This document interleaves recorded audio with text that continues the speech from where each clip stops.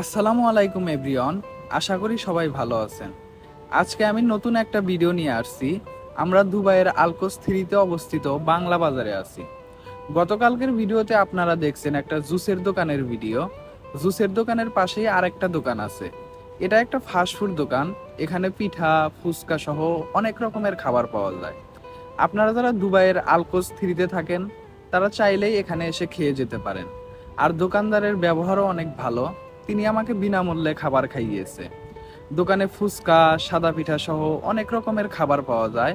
আর সাদা পিঠার সাথে হরেক রকমের চাটনি, সরিষা বাটা, মরিচ বাটা, ধনিয়া পাতা বাটা দিয়ে খাওয়ার সুব্যবস্থা আছে। আমার সাথে আমার রুমের আরো 2 আঙ্কেলও এই দোকানে খাবার খেয়েছেন এবং তারা এই খাবার সম্বন্ধে ভালো রিভিউ দিয়েছে।